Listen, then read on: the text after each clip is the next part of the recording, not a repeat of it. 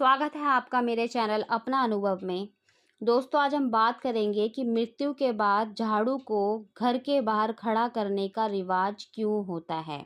झाड़ू को घर के बाहर खड़ा करने का रिवाज केवल दिखावे के लिए नहीं है, बल्कि इसके पीछे गहरी सोच और भावनात्मक समझ छिपी हुई है। ये परंपरा न केवल आत्मा की शांति से जुड़ी है, बल्कि परिवार को भी मानसिक रूप से आगे बढ़ने में मदद करती है।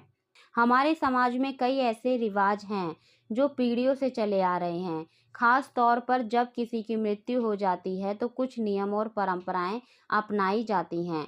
इनमें से कुछ रिवाज धार्मिक मान्यताओं से जुड़े होते हैं, तो कुछ का संबंध मानसिक और भावनात्मक स्थिति से होता है। ऐसा ही एक रिवाज है किसी के निधन के बाद घर के बाहर झाड़ू खड़ी करके रखना।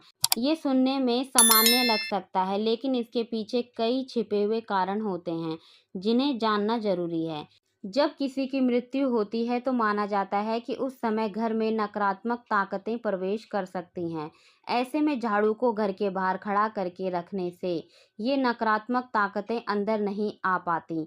झाड़ू को एक रेखा या अवरोध की तरह देखा जाता है, जो घर की सीमाओं को तय करता है और अशुभ असर को रोकता है। ये भी माना जाता है कि किसी मृत्यु के बाद उसकी आत्मा कुछ समय तक घर के आसपास रहती है।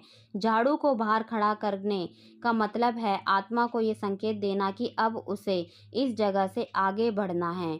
झाड़ू इस काम में एक तरह का संकेत बनती है, जिससे आत्मा घर से जुड़ी यादों से धीरे धीरे दूर हो सके। कुछ समुदायों में मृत्यु के बाद कुछ दिनों तक घर में सफाई या अन्य दैनिक कामों से परहेज किया जाता है। ऐसे में झाड़ू को बाहर रखना इस बात का प्रतीक है कि अभी घर में शोक का माहौल है और सामान्य जीवन रुका हुआ है। ये एक तरह से पड़ोसियों और रिश्तेदारों को संकेत देने का तरीका भी होता है। एक और मान्यता है कि झाड़ू को बाहर रखने से आत्मा घर में लौटने का रास्ता भूल जाती है।